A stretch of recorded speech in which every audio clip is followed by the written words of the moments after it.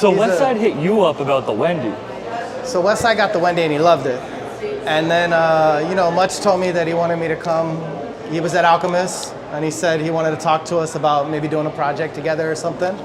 And he just started kind of pumping the Wendy because he was into it, And Wes don't do like goofy stuff, like Wes ain't gonna do it just to do it because it's like something to do. Yeah. He does it because it's natural and organic and it's art, right?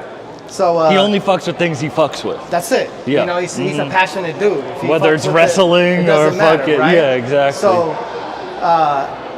with the thing, he said, let's go meet at come over and see me when I'm in town. I came over. He was at Al's studio. They were working, and we chopped it up and smoked one and talked about doing something together.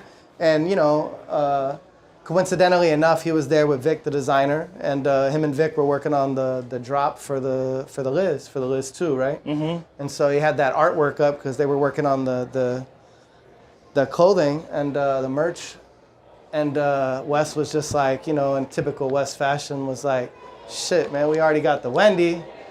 Why don't we just run with the Liz? You know what I mean? Yeah. And obviously that was like as organic as it gets. It just happened that they were working on that. We were there at the same time. The Wendy, the Liz, the female name, the different look at the way people look at cannabis, because it's normally based off of like a flavor or, it's always like some type of flavor or thing or an ice cream or this or gelato or cookies, you know what I mean? Yeah. So it's cool to look at it from a female perspective since it's a female plant. For real. And obviously that fit, and with the Liz, with Isaac, was such a classic artwork, and then my story as well.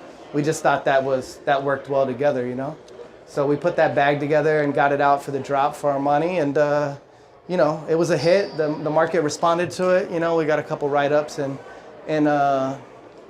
High Times and different things, and the market spoke. But that was just something that came about super organic. Like I said, I'm never the type to I know the Soul Assassin camp, but I'm not over there like, yo, let me get y'all to co-sign this thing or not, But you knew his music. Organic. Wes? Yeah. Oh yeah, I've been a fan of Wes since like the early mixtape days, bro.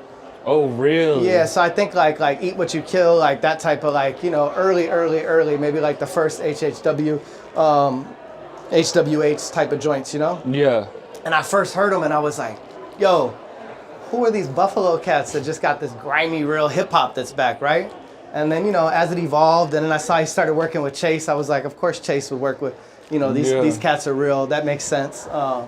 He seems to know where the heat is all the time, with the ASAP and everything else that they've been through. So, that kind of came about naturally, and that was that.